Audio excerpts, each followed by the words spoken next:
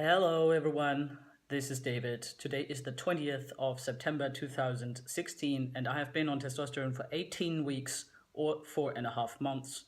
And since I haven't done a YouTube update in a while, I thought it's time for a new one. So what has happened so far? Well, a lot. You can hear my voice. I think it's a lot deeper than the last time you saw me here on YouTube. And I think the biggest news actually on the T front is that 2 weeks ago I got my first libido shot. So I successfully switched from the 25 milligram testosterone gel to the famous libido shot, which is a 3-month testosterone depot injection, which is actually 1000 milligrams of testosterone in 4 milliliters of a thick oily solution, which goes right into your bum via intramuscular injection. That's not very nice, but at the same time it's a cool thing because this strong depot actually causes, or it helps those testosterone changes that I want to come more quickly. And yes, I'm already realizing a few of those changes coming quicker, but more to that in a second. The reason why I switched from gel to the injection was that actually I once contaminated my wife with the testosterone gel, which is applied to the skin, and even when it's dried, there is a small risk to contaminate a partner or someone that you come close to that touches your skin.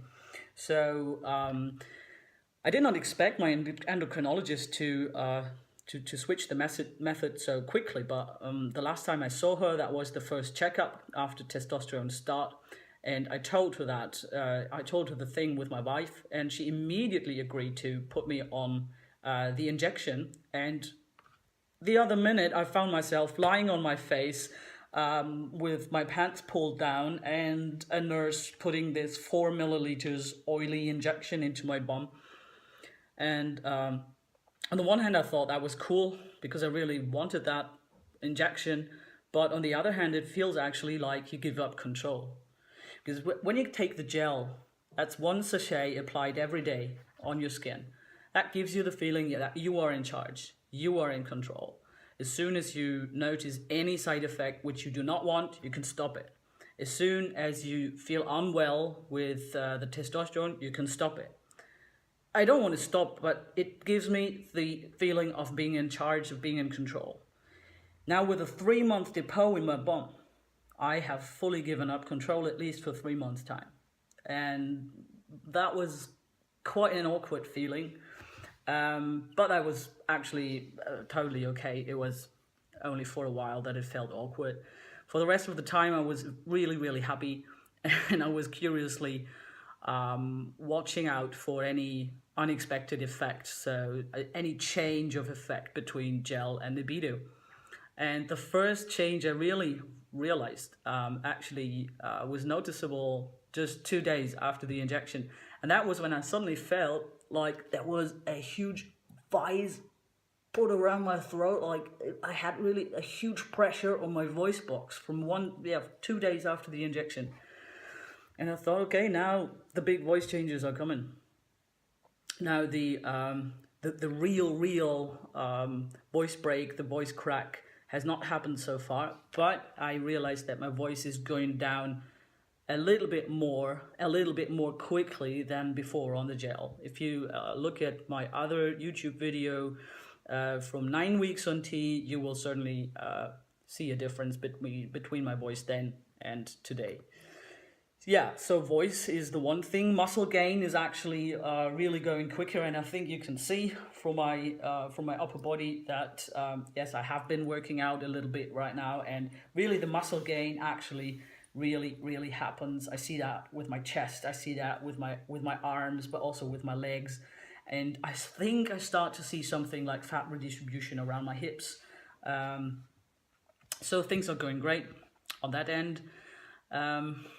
Then there is the famous libido effect. Yes, I do understand 15-year-old boys in puberty right now. Yes, and I kind of feel sorry for them. You know, I know what I'm going through because I want to go through this. Those guys don't know what they're going through, and gosh, you might think, oh, isn't that great to be horny all day long? No, it's not necessarily, believe me. But enough said. I don't complain. The other thing, voice, yeah, hair growth actually continues to proceed. So by now, I think I can see some of the darker, longer hair coming on my arms. So and on my belly. I'm starting to grow a real man belly with hair on it. Unbelievable. And also, I'm growing hair on my toes. Fascinating, absolutely fascinating. And yes, with the facial hair, I'm shaving twice a week now, and I've bought an electrical shaver, which really shaves me nice and clean without any skin irritations. So I'm quite happy with that. But since this is not an advertisement video, I'm not telling you which one I bought. Just ask me. Yeah, that's it for the tea changes, and let me now please take some time to actually raise some awareness for a friend of mine who is a trans guy from the UK, from Manchester. His name is Hendrix. Hendrix has actually started a fundraiser because after a long time and facing a long waiting time until he would be able to do his top surgery funded by the NHS, which is the UK health system.